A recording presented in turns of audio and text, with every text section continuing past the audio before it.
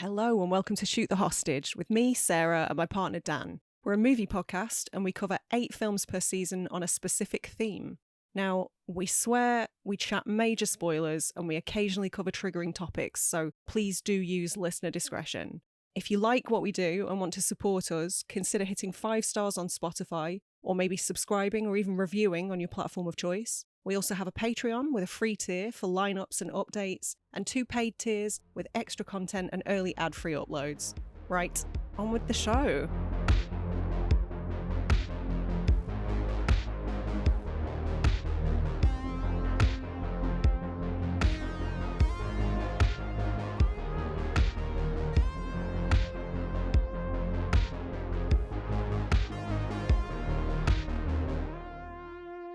We're back once again in Liminal Spaces, and this time we're doing our first Valentine's Day movie.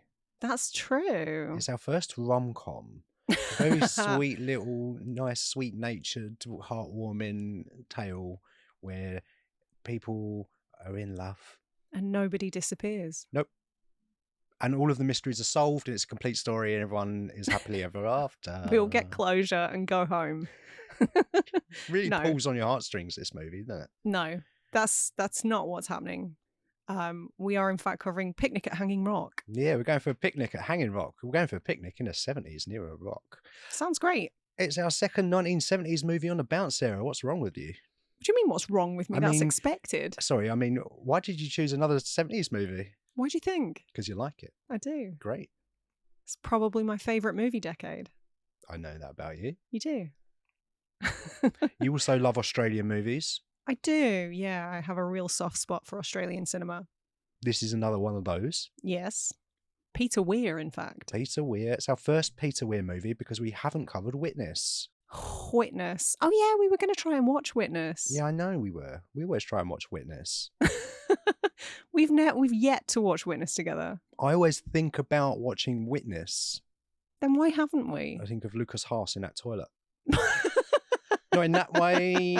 Don't take that out of context. He's Lucas a child Haas in that movie. as a child in the toilet. That's potentially worse, Dan. Well, don't make it. You're making it worse by highlighting it. It's a joke, and I messed it up. Okay, it happens. Sometimes you take risks, and sometimes they don't pay off. Sorry. Style it out. Nobody would have known. I feel like we've almost covered the Truman Show a couple of times. I've toyed with the idea of putting it on some lineups. Well, do you know what, Dan? It was on my very first list for Liminal Spaces. Oh, so it's not in this season then? It's not in this season, but it could have been. But it felt silly to do 2 Peter Weir films. You could have bookended with us, Peter Weir. I could have done, but I didn't. Can't think of a clever name for that. No. But of the 2, this is much more my flavour. Yeah, I reckon so. You're less of a master and commander type person, aren't you? It's not really your bag. No, it's not my jam. It's not your jam. No. It's not my jam. Picnic at Hanging Rock ticks pretty much every box for me. Picnic at Hanging Rock is your jam. Yeah. You spread it on your toast, on your crumpets. Do you ever put jam on crumpets? Yeah, I have. Do you? I've never done that. I've put jam on a crumpet before. I've thought of that just now, so I thought it was an original thought. And then I wondered if you had, and you have. Yes. So I wonder what came first, the chicken or the egg. What? I don't put egg on crumpets. Or chicken, for that matter. The reason I'm talking about toasted products is because you would take a toaster on a picnic with you, wouldn't you? No, like traditionally, you would take a toaster and some bread. Where would you plug it in? You'd plug it into the rock because it's a magic rock. It's not that kind of magic rock. It's the self-sustaining, self-powered, self-propelled solar panel rock. Nope. With magic on it. Nope. This movie is about a magic rock. It is though, isn't it? Kind of. Yeah. Kind of. I don't know if I would boil it down to it's about a magic rock, but... All I'm saying is that if it's a magic rock, we've got to accept that. Then anything else is possible, including, but not limited to, the fact that it might have an outlet where you could plug your laptop charger in. In the year 1900?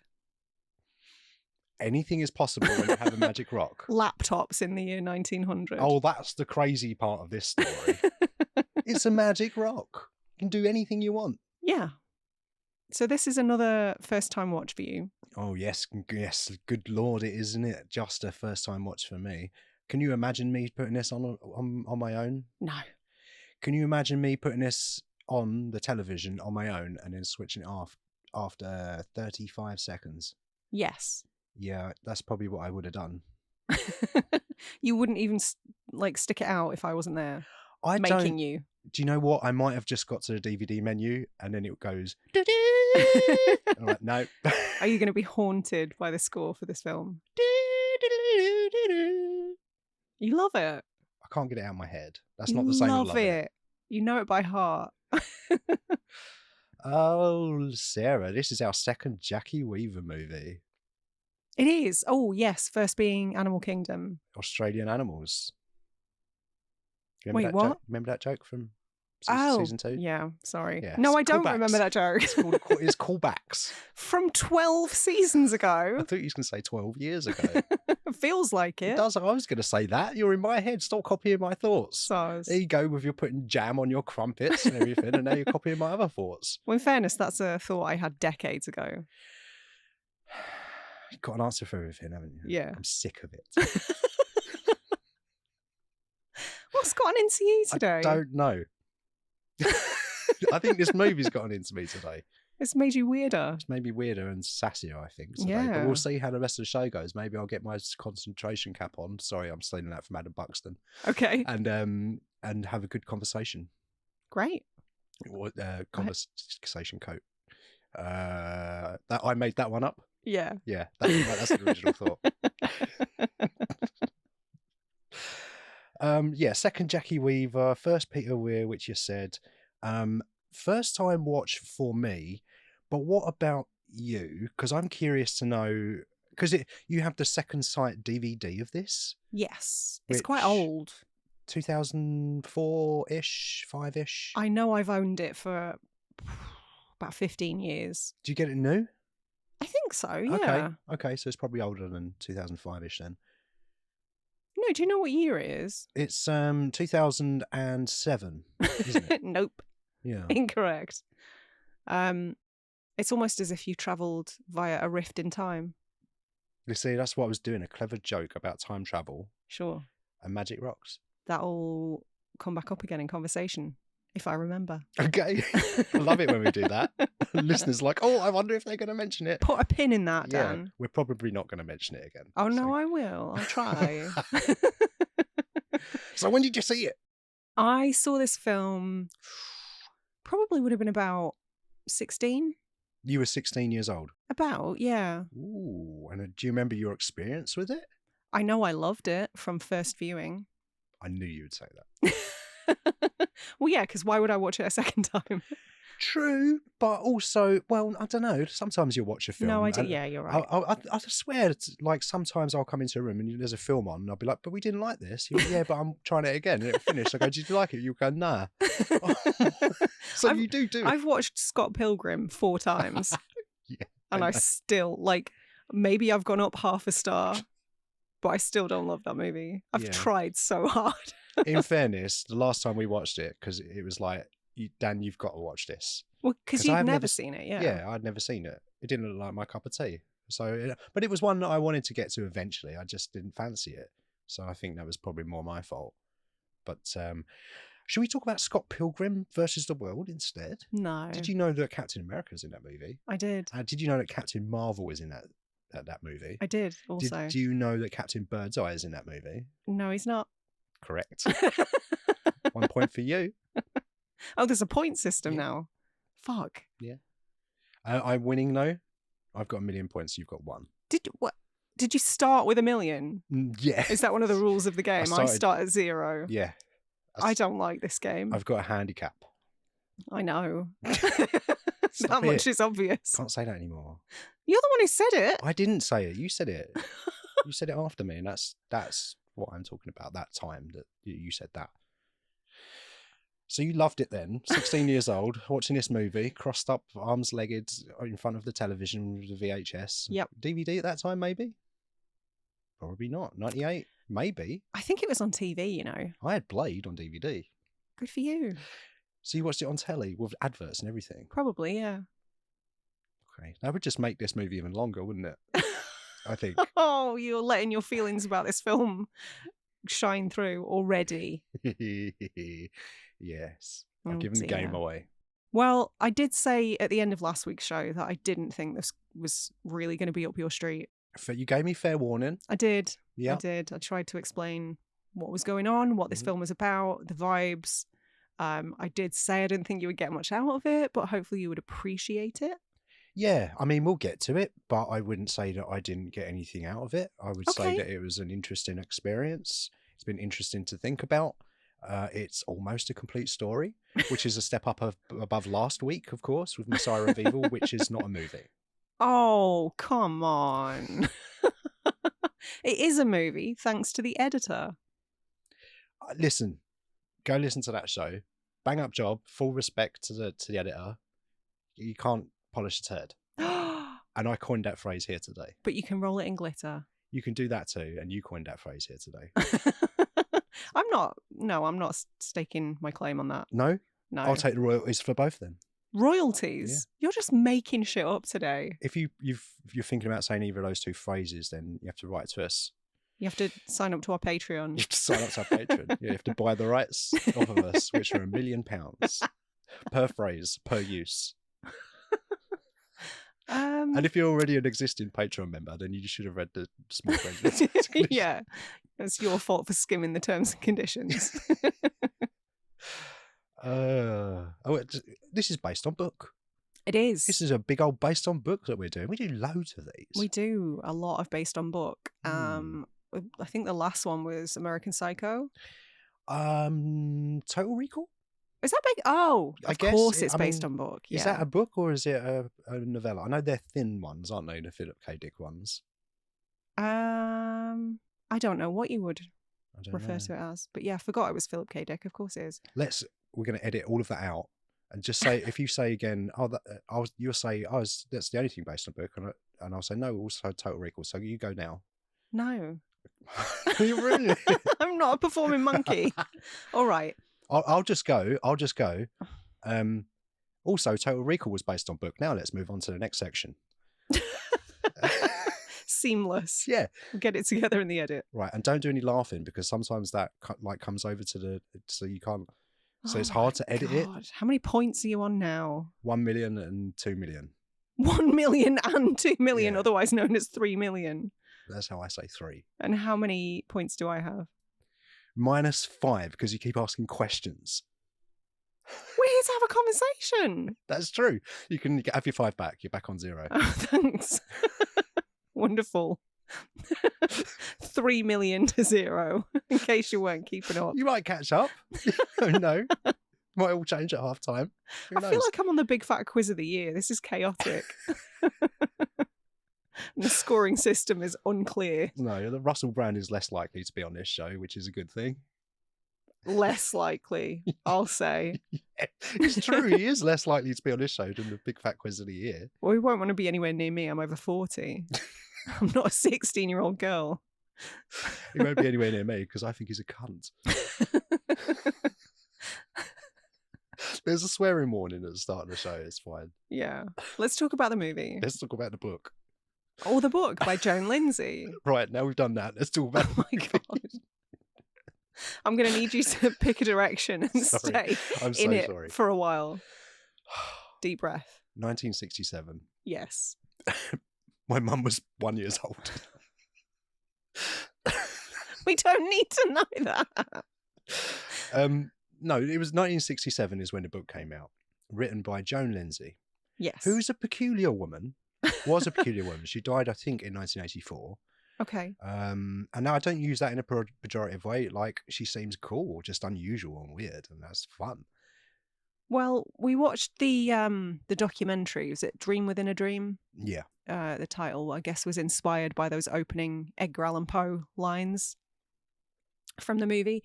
And yeah, they did include some kind of archive footage of interviews with Joan Lindsay. And she did seem like, what's the best way of phrasing this? Like, she embodies the word eccentric. Yeah, absolutely. Let's say that. Yes. Yes. I would have liked to sit and pick her brain and have a cup of tea with her. I would love to. Hopefully, she went to another dimension when she died, and she can climb through. Maybe she'll join us today. Joining us here today. Joan. Oh, she's here. Hello, The corpse of Joan Lindsay. Joan, come and sit down. Don't sit anywhere near our watches or clocks. Did you know that she believed that she could stop clocks? Well, I presence? read that several occasions throughout her life, other people's timepieces did stop when she was around. Yeah. That's a weird and kind of shit superpower. I think it's probably just coincidence. All of their batteries just happened to run out when she was around. I don't necessarily agree with that, because my colleague at work, I don't know what it is about him. He's like emits a magnetic field, like no matter, because we make jewelry together. Every pair of pliers he picks up become magnetized. And it's really frustrating when you're trying to put one type of metal to another type of metal in order to make jewelry, and it's fucking staying put. So I have to separate out my tools. It's very frustrating. But that is all to say, human bodies are fascinating. So who knows? Maybe she did have timepiece stopping powers.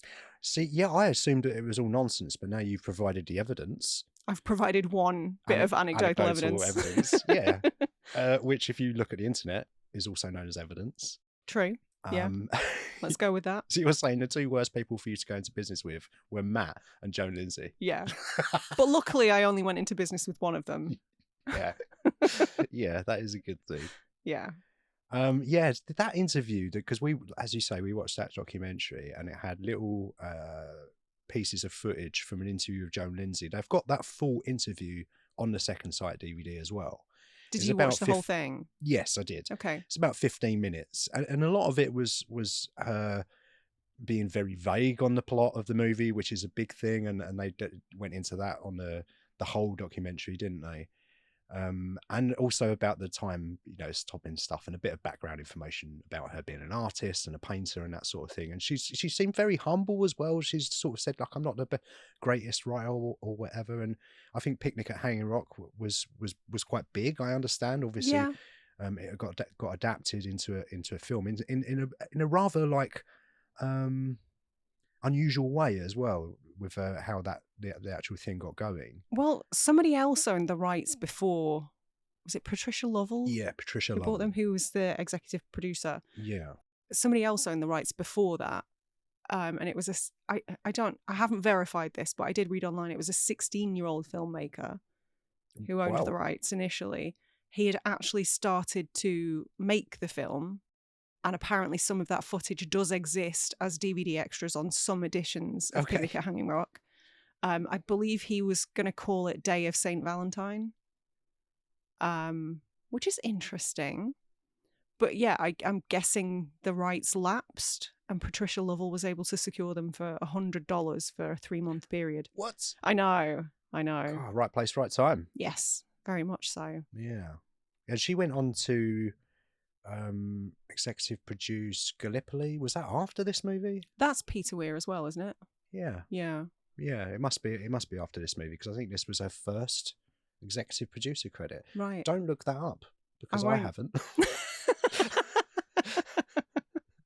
Don't fact check us, anybody. Sometimes you just got to go on gut and instincts, right? That's what I say. I mean, sure. If you say it confidently, nobody questions you, right? The problem is when you question it yourself. Yeah. And then other people go, I'm going to look this up now. So what you're saying is you want people to write in and correct you? I want people to write in and correct you. No, I would say don't do that. If you would, I would rather if you didn't write in and correct me, but just wrote a really nice review on Spotify. That would be lovely, wouldn't it? That would be really nice. Yeah. Yeah. I'd love that. Me too. Me too. But only if it's 5 stars. Yeah, that's the only option, I think. Yeah. It won't let you. Yeah, it won't let you do anything else. No, yeah, I believe that's correct. So I have actually read the book. Oh, you have? Yes. And there was an additional chapter initially that did explain the mystery. It solved the mystery. And Joan Lindsay's editor persuaded her to remove the final chapter and to maintain the mystery. and it was sort of largely agreed that the book and the film work much better without that closure. And I'm kind of inclined to agree, because I love speculating about what could have happened. Like, to me, that's part of the beauty of the film. It could have been any number of things. However, despite the fact that she sort of really lent into and enjoyed the attention that she got because of this ambiguity, I think that's kind of what you were touching on with the interview. She really seemed to enjoy it. Yeah, she definitely didn't want to give anything away. Yeah. It was very vague. Because she was super ambiguous about whether or not it was fiction or perhaps could have been inspired by true events. Yeah. She was really cagey about that. Yeah, there seems to be like some leaning towards this could be based on some kind of truth.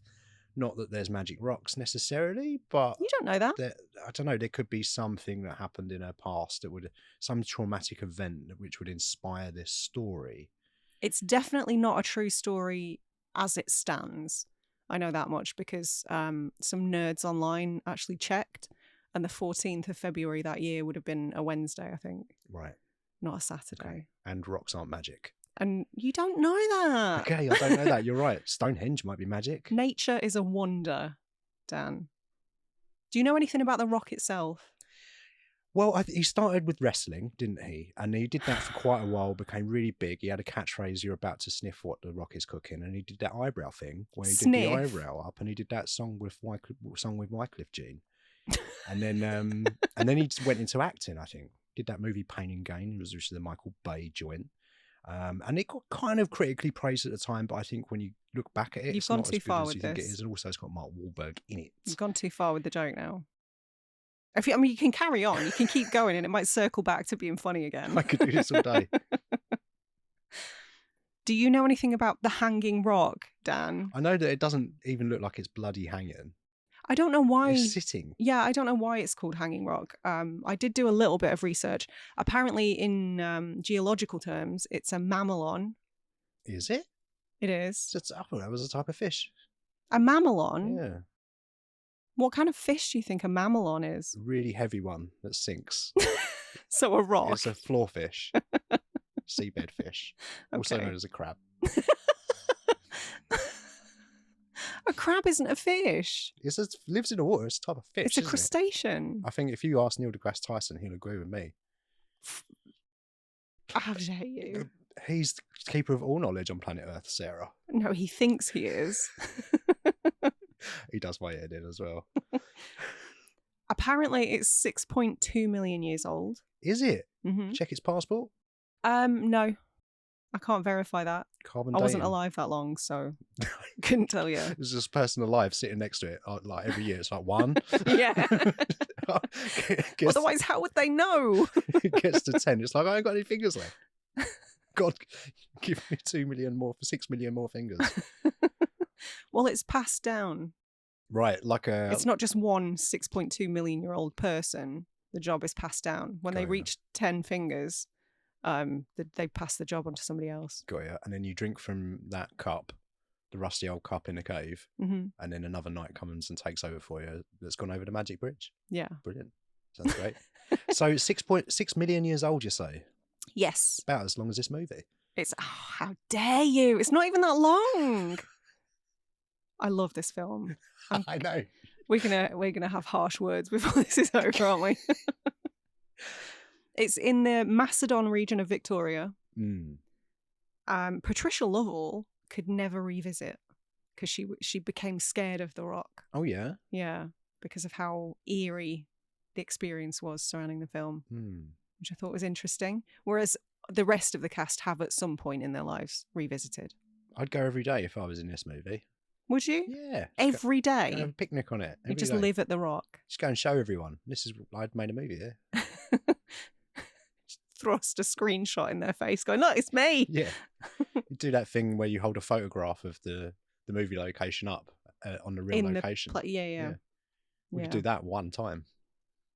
This won't surprise you, but there was an indigenous population there, Aboriginal people, and they were pushed out by colonizers because white people suck. But yeah, that happened across Australia. Like the indigenous populations were sort of moved on and forced out Yeah. of their homes. Yeah, sucks. So it obviously is something of a tourist attraction these days. I mean, it was anyway, but especially because of the movie now. Yeah. Yeah, I bet people just love going to look at rocks, don't they? I like We've rocks. got some here. Rocks are good. We built buildings out of them. Yeah. Do you know what's better than a rock, though? A hard place. A cave. A cave is better than a rock. I fucking love a cave. Because at least a cave has like a utility.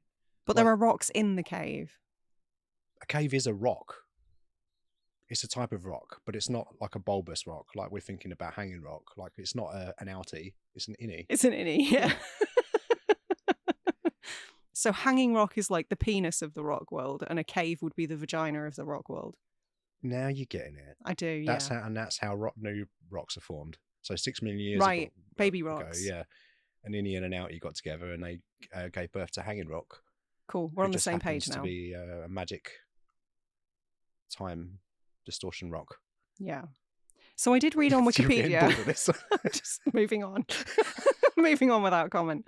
I did read on Wikipedia that this is an ex-volcano.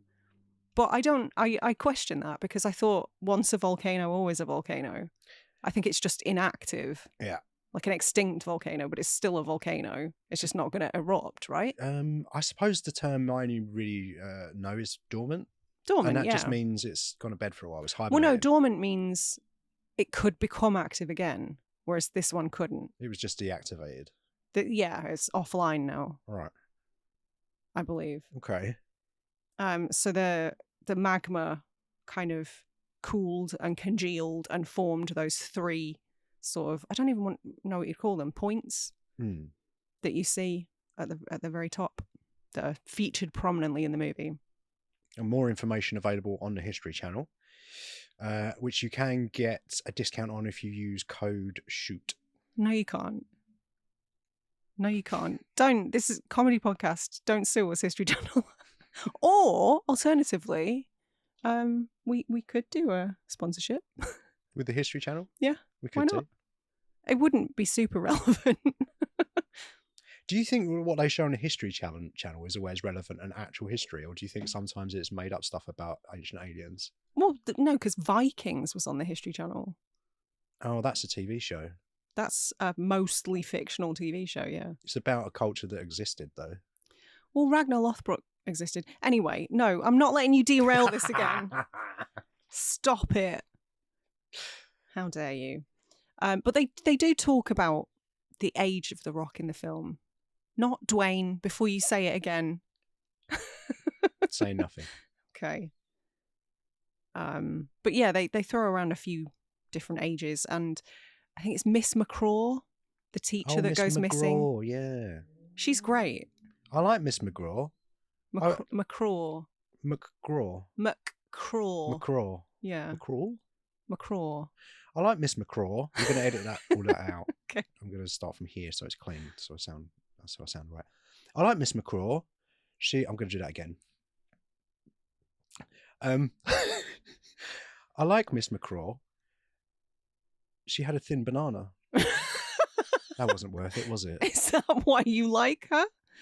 I want to know where she gets her bananas from, because I've never seen a banana like that. She gets her bananas from the year 1900. Back in the good old days when bananas were bananas. Yeah. Not like these fucking obese bananas that you get now. Coming over here, all these bananas. Well, technically they do. They're almost all imported, right? We can't grow bananas here, can we? I'm sick of all these fucking bananas infiltrating our country. Send them back. Coming over here on small boats. This country is full of bananas. There's no more room. I like bananas. Me too. Don't get rid of bananas. I need them. I like them. I'm doing a joke about No, I know. Racist. We need the potassium, but also we need migrants. So the joke works on multiple levels. Yes, I think it does, actually. I think I agree with that. Okay. Let's talk about the movie. Sorry. We must. We're half an hour in. We've barely must. spoken about the fucking thing. So this is about Hanging rock. a group of girls at Appleyard College in Australia. Mm. Some of them are native Australians. Some of them are transplants. One of the tutors, I believe, is from France, Mademoiselle. And some of the girls, I think, are English. The characters we're talking, right? The characters, we're talking yeah. the actors. No, the characters. Yeah. Because the French woman was actually Australian in real life. But she was doing an accent and everything. Pretty good accent. Actually. Okay, you're the accent person. I trust Not your terrible. judgment. Not terrible. And they are sort of ruled over by this tyrannical school mom. A school mum? Mrs. Appleyard. Yeah, she's called Apple. Oh, so the school's named after her. Yeah. I didn't piece that together. Narcissist. Yeah. She's horrendous. Yeah, she's not my favourite person. Yeah, played by Rachel Roberts, I think. Yes. And by all accounts, she was a prick when the cameras weren't rolling as well. Maybe a bit of method going on there. She seemed to lean very heavily into that role, didn't she? Because the actors were sort of saying in between takes and around set, she was, oh, sit up straight and all of that stuff. But like, the cameras ain't on. Shut up. Yeah. And there was, I think it was Peter Weir himself with the anecdote of trying to direct them. And the girls were sort of looking at her in such a vitriolic manner that she insisted she didn't want to act opposite them. So they had to sort of, she had to act towards a piece of tape. Oh, no. Yeah. Okay. Because she didn't want to look at them. Oh, painful.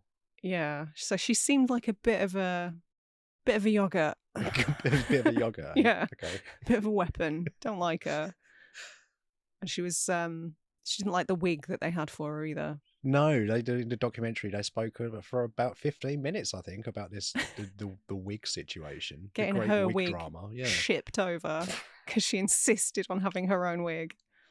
That sort of thing never happens in the industry. No. What a diva! It's so far fetched.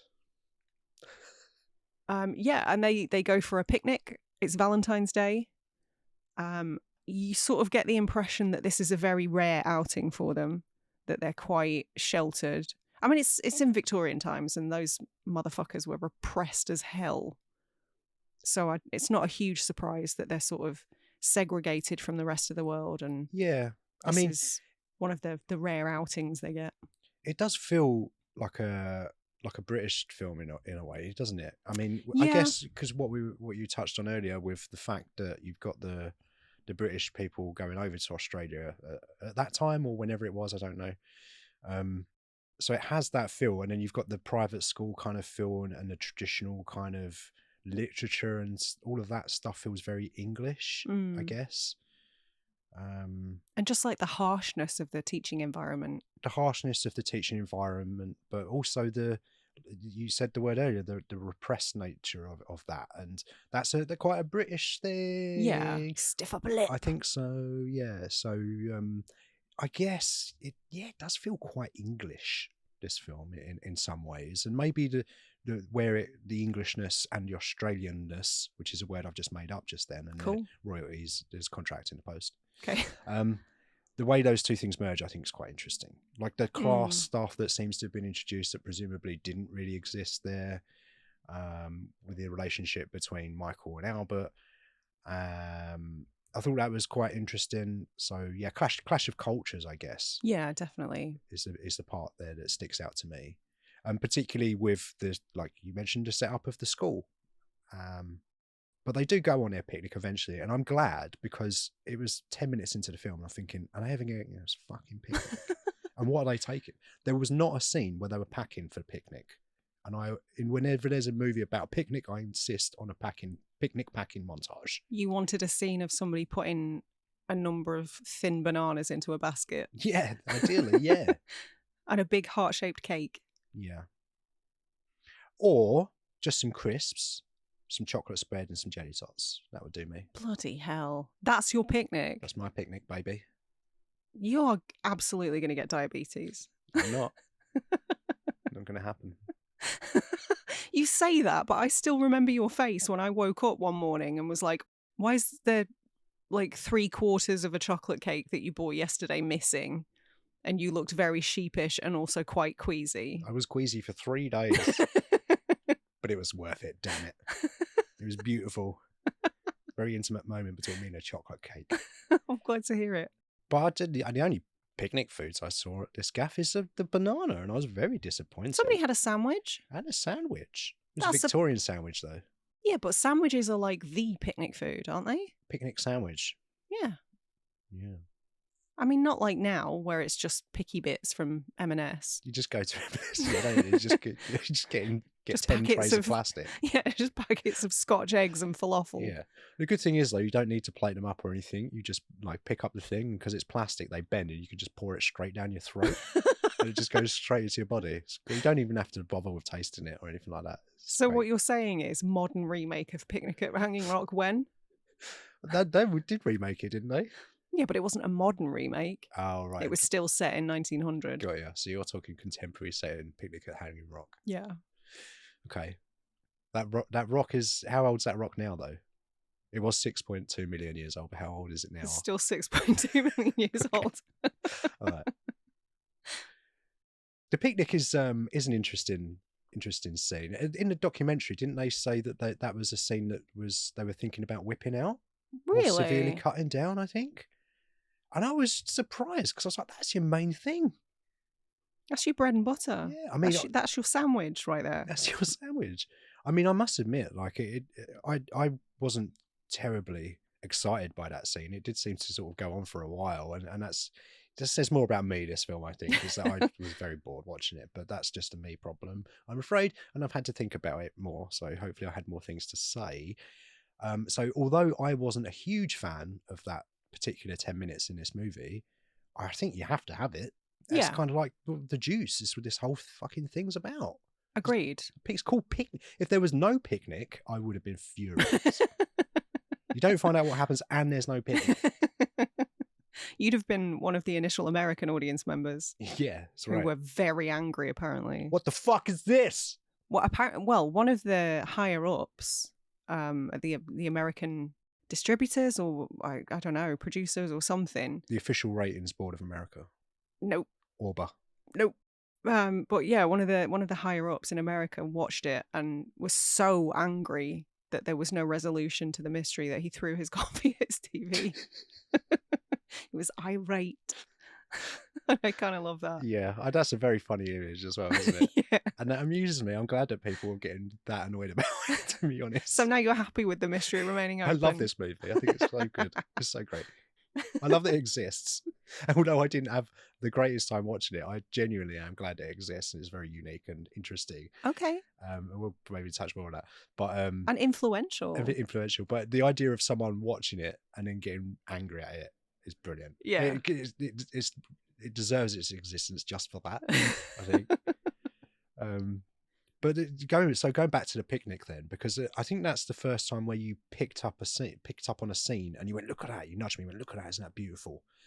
And it was a very beautiful shot of a wide shot in the forest with the young women sort of sitting at various levels up the hill and within the trees and stuff.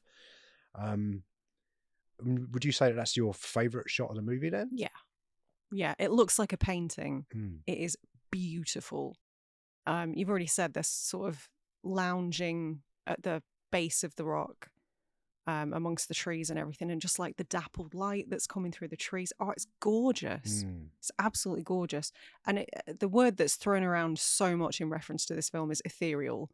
And I think that shot sort of summarizes that word in relation to the movie. Can you summarize that word for me in relation to what it means? Ethereal. Yeah. Is it a type of petrol? Like, no. How do I define ethereal? Is it? I think, listen, my gut feeling is that it means sort of like weird and I can't really place it. Yeah, not being able to place it. Yeah, like dreamlike and sort of hazy and... All right, so I was in the ballpark. I wasn't confident in it. It does. It absolutely feels that way. Yeah, and I just love how it looks. That whole scene, like, I don't know. There's this eeriness surrounding the events at the picnic, but at the same time, it looks stunning. and they sort of really lent heavily into the whole ethereal, dreamlike look of it by like putting a wedding veil over the camera to sort of achieve the more the pale pastel sort of. I want to say I'm hesitating to say washed out because that makes it sound like a negative, but like not even desaturated. You know what I mean, though? I think so. Yeah. Like, if there's like a dream sequence in a movie and the saturation's cranked right like up so everything looks lighter than it is. Yeah. It kind of gives it that sort of a feel. Like there's Vaseline on the lens or something. Kind of. Yeah.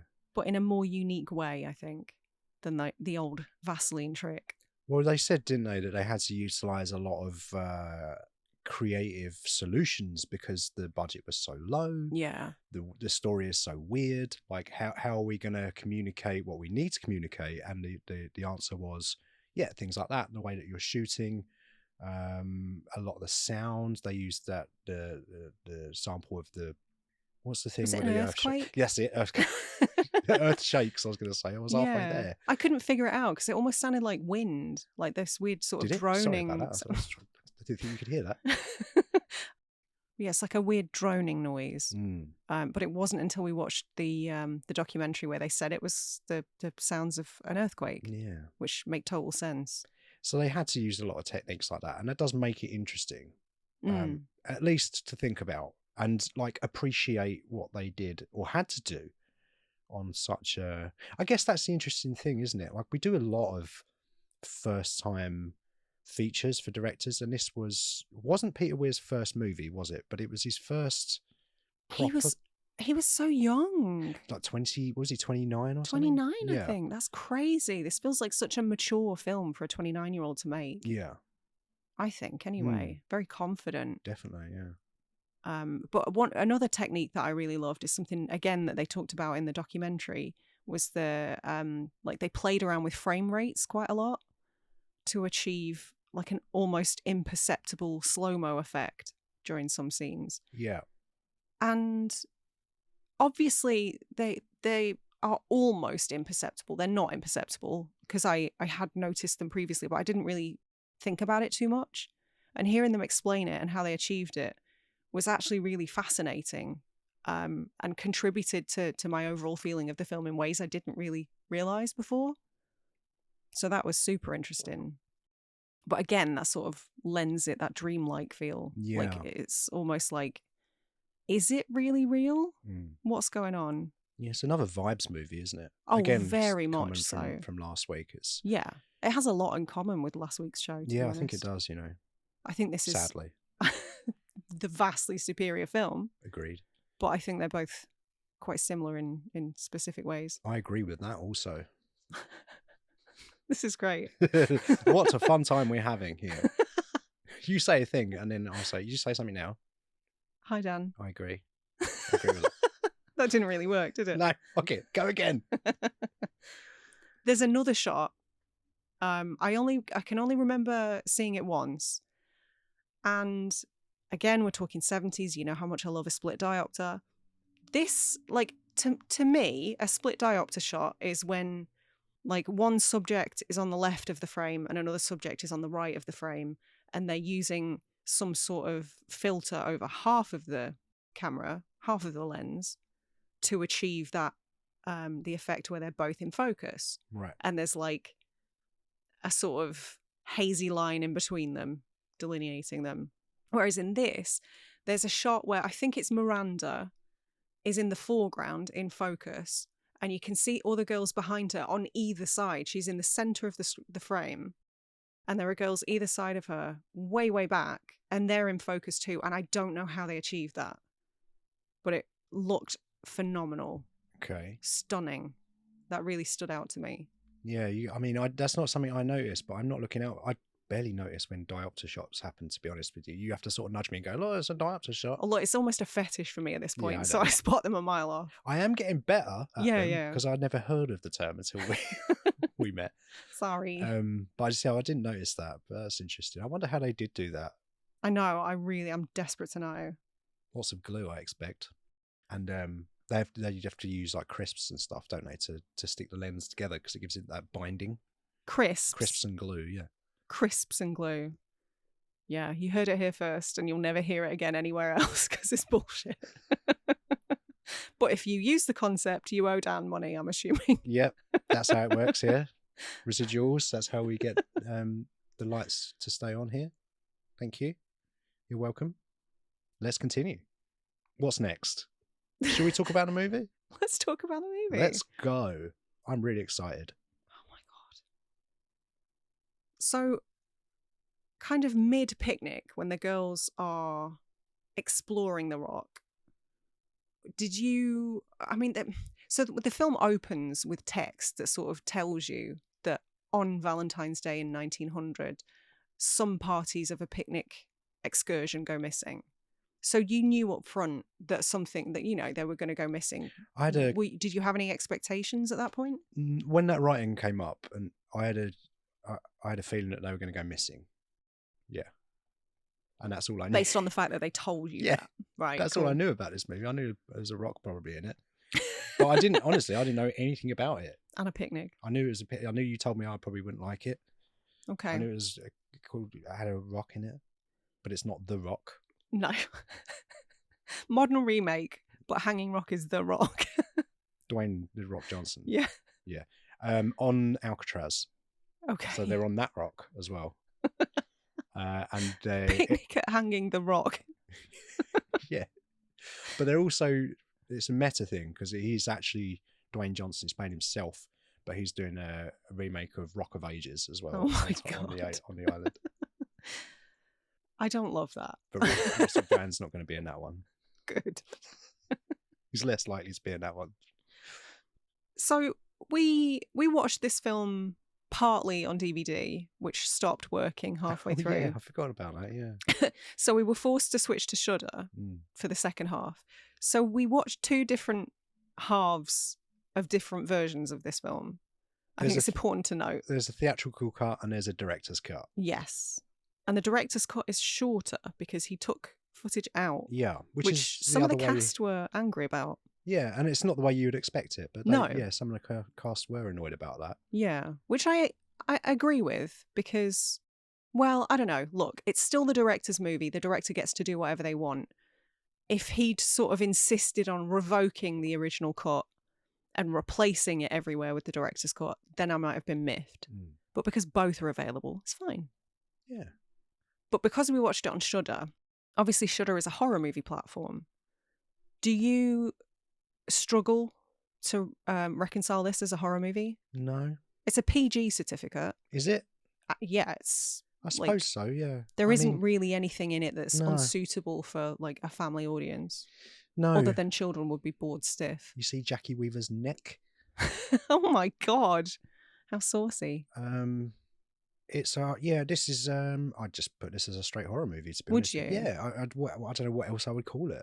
Only because it's a weird, because they disappear and it's a magic rock. So it's a supernatural horror movie, I guess. Yeah. I know it's probably a little bit more difficult to define than that, definitely, because it's not it's not Megan. It's not Mithrigan. It's not Mithrigan, no. There's no robot little girl. No. But I would struggle to put this anywhere else. So it seems quite clear cut to me in that respense, which is a word that I've just coined here. And if anyone wants to use it. We've exhausted that now. I think some people would disagree with you. I think it's funny because horror audiences are very inclusive and accepting of horror and people who are into horror. But I think a lot of them would struggle to reconcile this as a horror movie, whereas just wider audiences might be more ready to embrace it as a horror. I think you've got to think about it a little bit more. Like it seems obvious to me, but I suppose when really not that much happens in this movie, there's no one stabbing anyone, there's no like big bad going so it's tricky. But I think for me the biggest thing is that the children disappear. Which is horrific, apparently. And also, the head teacher is really mean, and you don't know what she's going to do. And also, like, serious point though, like, is one of the themes of this movie like a underlying constant threat to women, perhaps? There are so many potential themes. That's horror. Yeah. Well, yeah. real life, just this, day to day for most women. But yeah, this is. I feel like Ari Aster watched this movie on repeat. that wouldn't surprise me. Yeah, I could see that. yeah. This is definitely, it's in that wheelhouse. I mean, I thought about Midsummer a few times, but that's mostly because they were wearing all white. Yeah, which there's they do definitely in the movie. overlaps, aren't there? Yeah, I think so. I know it was a big influence on Sofia Coppola's The Virgin Suicides. Oh yeah, which makes so much Yeah. sense. does actually. That's another one you made me watch, isn't it? A couple of Yeah. years ago. Yeah. Sorry. Some common themes in your movies. But if you want to talk themes, I have some. All right, then we've settled it. Then it's a horror. Let's talk themes. Okay. Well, actually, no. Firstly, we've settled that it is a horror movie. Do you find it creepy? No, I don't find it creepy. I do think that the prospect of people just going missing is terrifying. And I don't know if that's informed by the fact that we're currently working our way through all 3 seasons of The Leftovers. So that theme is like on my mind quite a bit. But Book of Kevin. But the Book of Kevin.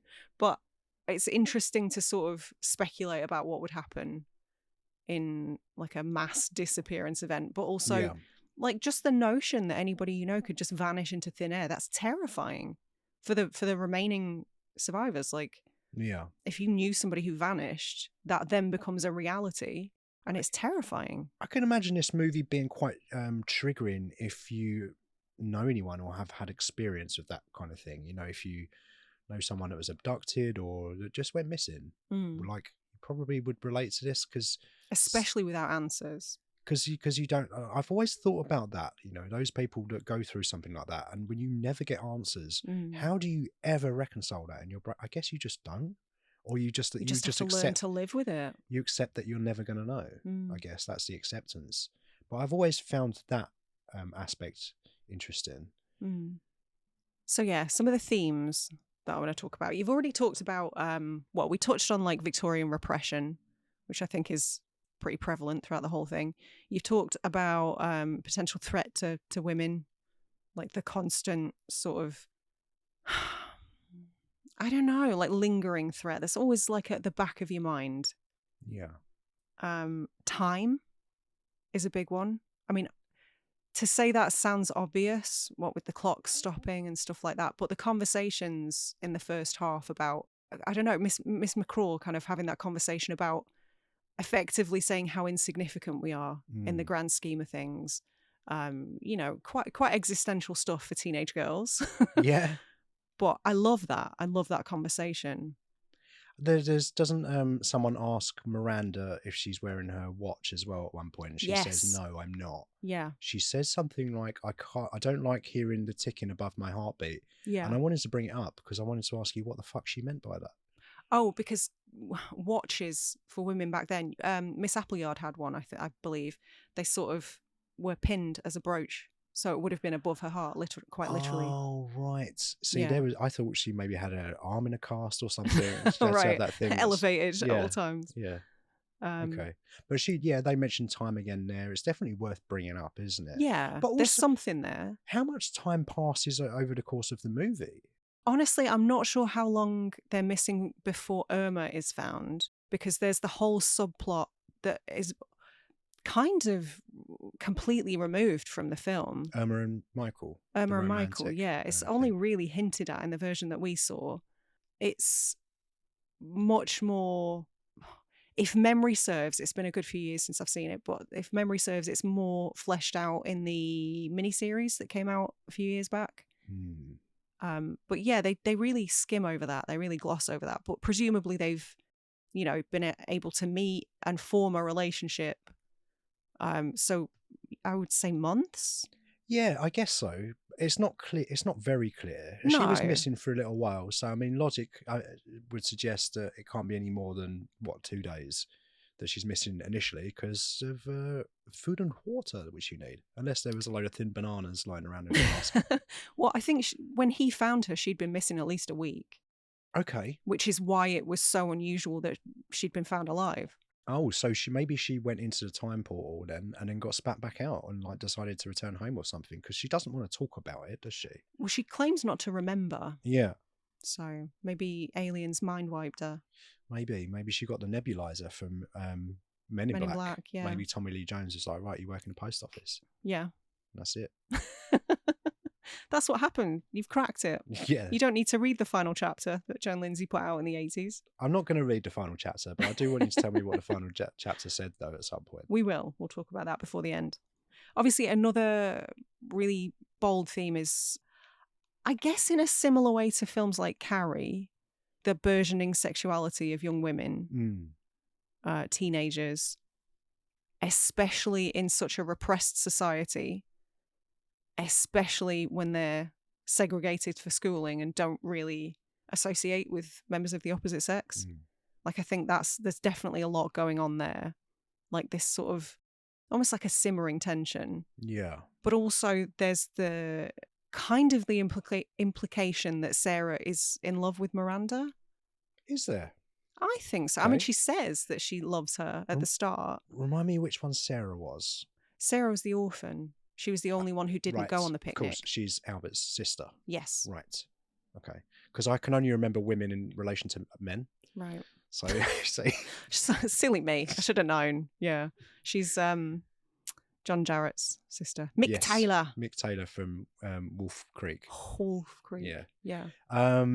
Okay, there's a sexual tension there, which I didn't pick up I on. think so, yeah, because Miranda's sort of saying to her, oh, you're going to have to find a way to love somebody else, and Sarah seems really dejected at that notion, and she, even in Miranda's absence, talks really fondly of her to other people, and I don't know, there's definitely some hints there, but Peter Weir doesn't think there's any sort of gay subtext. He doesn't? No, he thinks it's purely just like being in love with somebody in terms of I don't know, like an obsession. Just like a teenage obsession and like a puppy love. Yeah. I don't know if I agree with that. Yeah. I think maybe there is something a bit more going on there. And I think it makes it more interesting. Yeah. What do you make of Albert and Michael from a distance ogling at these young women through the forest? Is that okay? Do we do that? I mean, it was a different time. It's not great. I found it really weird and creepy. It was a bit creepy, but I think it kind of brought up some interesting points because, as you've said, another theme is definitely class divides. And I think that's sort of showing up some of the outward divides because, what's his name? Albert kind of being a little bit lecherous, I guess. And Michael's kind of a bit taken aback by it. But Albert says, well, you know, you're just thinking it, I'm saying it. That's right. Yeah. Like the indication being that, of course, he's thinking the same. And he probably is. Yeah. But what's the difference in verbalizing it if the girls aren't around to hear it, I guess? But Michael's upset because it's uncouth. Yes. But I think my thing with it is that they're sort of staring at them from a distance. Oh, the girls don't know they're there. They don't know they're there, yeah. which is really weird and creepy. And then he just develops this obsession about trying to find them as well. And on the one hand, I'm like, oh yeah, you know, that's very noble of you, well done. But you know, there's no Netflix, so what else is he gonna fucking do? And on the other hand, I kind of roll my eyes a bit because I'm going, oh, another fucking bloke who thinks that he can solve the problem. You know, I don't know why that annoyed me quite so much, but it did. I mean, I didn't like him very much, that character. And he reminded me that he actually saved, was it Irma? Yeah, because I'd forgotten that. Yeah, he did find Irma, and then he sort of clued Albert in as he was being stretchered down the mountain, and then Albert ran up and alerted everybody else. Gave him a kiss. Yeah. Gave him a kiss on the arse. Mm-hmm. On the arse? On the arse. With his arse. With his arse. Butt cheeks together. This went to a weird place. Your mood's getting stranger as this podcast goes on. Thank you. You're welcome. That's the nicest thing you've ever said to me today. That's today, maybe. That's beautiful words. Definitely not ever. Poet. I think another theme that we haven't I'm moving on. I think another theme that we haven't touched on at all is the idea of nature versus civilization. Oh, I thought you was going to say, I thought you was going to say nurture. You zagged and you went civilization. Never let them know what you're thinking, Dan. I think that's sort of brought up a few times throughout the film. Yeah. And it's pretty hard to ignore. Like, the rock's been there 6.2 million years. We are a very recent addition to this floating rock in space. Yeah. And we think we can tame nature. It's hubris. Yeah. It's stupid. Nature always wins. Yeah, tiny in comparison to the huge events and things that are happening around us. That the reason that we're here, but can also take us out in an instant. Mm-hmm. And we forget that, don't we? We think it's so important driving around in our metal boxes. Yep. Oh, don't make me do the Point Break speech. I'm not going to make you. Not that guy. But it's true though. You think, oh, I'm so significant here, and my problems are so big, but you know, like you say, a rock floating through space. There's a rock in this movie that's on another rock floating through space, and we're just looking at it. And we are tinier than both. Yeah. But you could argue that the rock just swallowed them up. Nature won. And there are a few conversations as well. Like, obviously Sarah dies in the greenhouse around all the plants. Her favourite plants. She's on pansies. Her and Bertie's favourite flowers. Was she the one that was pressing the flowers to squash them into that thing? Mm-hmm. Oh, the flower squasher. Yes. Right. Sarah the flower squasher. I've heard of those. Did you have a flower squasher when you were a baby, Sarah? I did used to press flowers. I didn't have an actual flower press, but I used to put them between books. That's right. I'm doing that at work currently, so I can set some in resin. Oh, lovely. Yeah. Just in time for the episode. I never change, it seems. And there's a conversation with the gardener who's talking to the Irish guy, I think, and he's talking about how plants are alive and they can move, and he sort of gives the example of touching the plant and the spines of it close up. Oh yeah, I'd forgotten about that. Just the indication that there's a lot more going on in nature that we don't know about, and it's more powerful and it's alive. Yeah. Like way more than we realise. Yeah, I mean, I guess that's quite an interesting piece of dialogue, because when you think of a plant, you don't think of it moving. And obviously, I think when I learned about Venus flytraps when I was a kid, it blew my mind. Like, what? There's a fucking plant that eats meat and moves and could do all this stuff. And the fact that actually, like, flowers, you know, they're evolving now and they can get up and walk to Londis now. I don't know if you heard about this. Flowers? Yeah, like daffodils have started to develop 2 legs and they're able to walk to the post office. Is this why my hay fever's been so bad this year? Yes, because they're just queuing up outside the house. They're spitting through the letterbox. God damn it. Always hated daffodils. Well, no, I suppose that's a nice example to use of something that's common and everyday for us, that we see every day, but it's still weird and there's still things that you don't know about it that's going to surprise you. That just exists in nature, these intricate structures, these things that have their own ways of communication. Like, look at mushrooms. Yeah. It's insane.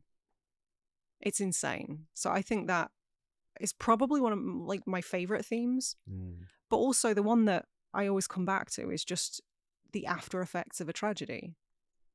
Because, I mean, the tragedy happens about 35 minutes into the film, and then the rest of the runtime, we're left with the remaining survivors, the people who have to deal with it. I suppose I didn't realise that that's what it was at the time. Okay. Because when I was watching it, I didn't know if they were going to come back or not. Ah, right, yeah. So, I mean, it did say that they disappeared, so I don't know, maybe it was 50-50. You can disappear and reappear. But that's true, yeah. It didn't Irma did. Irma did, yeah. It didn't work for Houdini. No. But I suppose I didn't really I didn't realise I was sitting through the after effects of a tragedy, because I thought they might still turn up. So I suppose what I was witnessing was that as you say, after that event, that period of grief. But I suppose first time viewing, I was taking it as a period of like limbo where they don't know what's going to happen. So that wasn't my experience with it, but that's only because it was a first time watch. Yeah. And I think I would need to watch it a second time to maybe get another experience from it, which I will definitely do. What I'm getting from this is that you would like to watch it a second time. I will. Oh no, fuck it. I'm not watching this again. You'll be hearing those pan pipes in your sleep.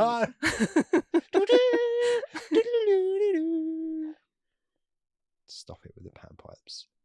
I do love the idea that you know, Miranda is such a prominent character. Well, she had her own sitcom, didn't she? Oh my God. You're on fire today. Someone should put you out Of my misery. No, of my misery. Not Miranda Hart, Miranda from the film. And the rest of the runtime is kind of haunted by her and the other girls that go missing. She's absent, but she still has such a distinct presence. And I find that fascinating. Like, she didn't even have very many lines. She didn't really do a great deal, but she made such an impression that she remained kind of at the forefront of our minds, or mine at least, for the rest of the movie. Well, it was job achieved, because that was their intention, wasn't it? And when they were casting these roles. And was it Miranda that they wasn't sure on the casting? I can't remember if it was that character or someone else. But yes, it was supposed to be a different actor, and then they, because she had less experience and didn't quite fit the kind of vibe that they were going for, they demoted her to one of the other girls. That's right, because originally Weir was saying that, I forget the actor's name that played Miranda, but she had a more worldly and experienced quality, which they weren't looking for at the time. But on reflection, he was like, well, all of the other girls are quite sort of young and naive. It would be quite nice if we have this character in there that's more worldly. And like you say, it does make her stand out a little bit. Yeah. I mean, in a movie that's kind of a bit vague and I don't want to say empty, but like not much happens in my mind. It's not action packed. I'll agree no there. Explosions. Nobody gets kicked in the head. No, Scott Adkins isn't in this one, but he is in the sequel. Right. Yeah, you have to make someone kind of memorable, I guess. And it's not to say that the other characters aren't memorable, but she definitely leaves more of a lasting impression than some of the others. So you needed that. I think if you don't have that character, it's just another thing. Like, what is this movie for me? Yeah. Which is kind of a thought that I was having anyway. I've obviously thought about it a bit more, but yeah, don't strip anything out of this unless it's runtime. You can strip out runtime, I guess. Well, he did in the director's cut, which was the correct move. Okay, quickly, favorite character and least favorite character. Go. Favorite character, Jackie Weaver. Okay. Least favorite character, Mrs. Appleyard. Mrs. Appleyard was such a prick. Yeah. Okay. Massive bell end, but a human bell end, like, sort of, because she was upset or regretful. She had some emotion towards the end. Unclear exactly what it was, but my take was, I've been mean to these girls and I feel bad about it. Well, there's some speculation. So we're getting to the end of the film now. This is a good place to bring it up. Obviously, Sarah's ending is arguably the most tragic, and that's because we get closure. You know exactly what happens. Yeah. I always read it as her having committed suicide, and I think that's how it plays out in the other adaptations as well. But there is some chatter online about the potential of Mrs. Appleyard having killed her. Okay. Because she, or at least being the first one to discover her body, because she knew, like, she lied to Mademoiselle about her guardian came and collected her this morning, so she won't be at lunch. That's right. Yeah, I'd forgotten that. So she knew she was gone, but whether that's because she had a hand in it or just was the first to find her, we don't know. Because she was wearing all black as well when she was sat in her office. She was in like funeral garb with all of her suitcases packed.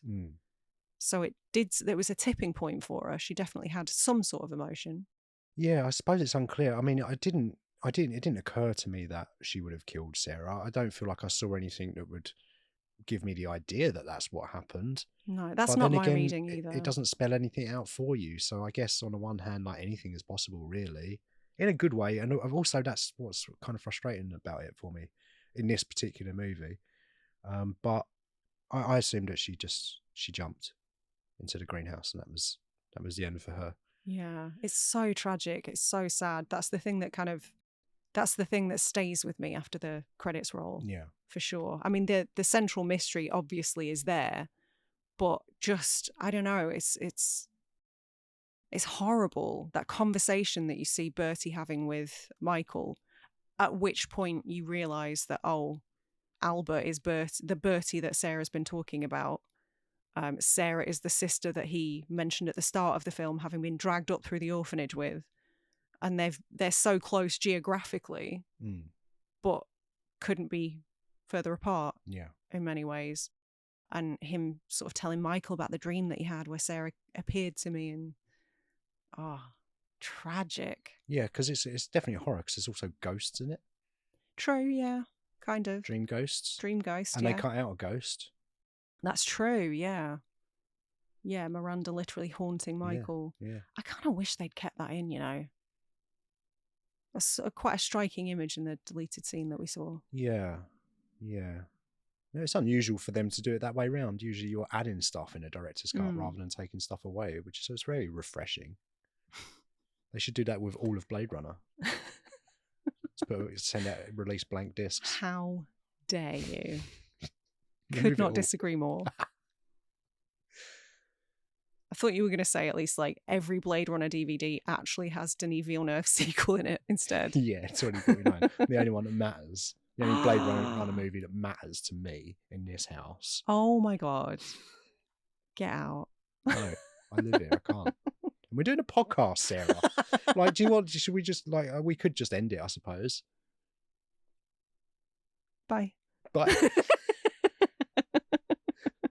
It would be funny if we actually just ended it there as well.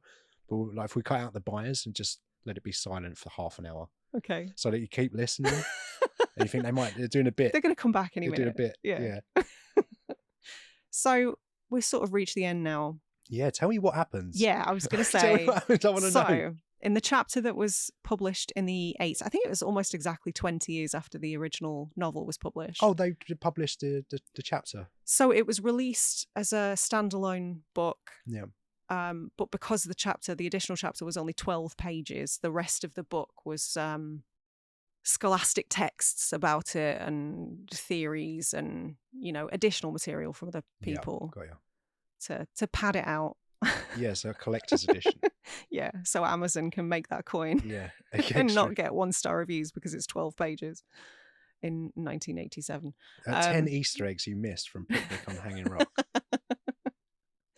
So, basically, effectively what happens is that there's a rift in time that the girls discover. When they get to the top of the rock, they find Miss McCraw, who's taken off all her clothes. Naturally. The girls go, oh, we should take all our clothes off too, without really realising why. Which I guess sort of hammers home the point that they're almost in like a trance-like state, which the film definitely hints at. Yeah, anyone that goes near those rocks sort of go a bit woozy, don't they? Have to lie down for a bit, including Michael. Like almost as if, like you made a comment while we were watching it about the gravity seeming to affect people differently as they got towards the... My initial theory, I think, is that they're still there, but time is passing much slower for them because there's more gravity there or something in that part of it. But it wasn't that. No. But it was a rift in time, so That's it had a really something good to do theory, with time. though. It's a solid theory, genuinely. I mean, I was patting myself on the back, as you know, for an hour, literally. Got a sore back. But yeah, so they disappear into this rift in time, and then a boulder collapses and traps them. But then we don't know why Irma made it back. So they go in a rift of time, and then a boulder traps them in a cave. In the rift in time. The rift in time. Oh, right. So, okay. So it's a physical like gate that they see. That they go walk through it, and they go to turn around, but they can't because there's a boulder there. A bit like a liminal space when all of the exits are blocked. You could say that, yeah. You're welcome. I want to see that ending. I know what you mean. It is fascinating, but I do kind of love it without the resolution. I don't think it ruins the movie necessarily, but me personally, I want to see that ending because that's all of the existential stuff, the not understanding the environment and where we are, all of that stuff. A little bit extra with a time portal in, yeah. I might have even gone back. I probably wouldn't go back and watch this again. But yeah, I needed that, I think. Now you've said it, I'm like, yes, that's what this needs. Right. See, I couldn't disagree more. I very much enjoy the experience of this film. I enjoy the vibes.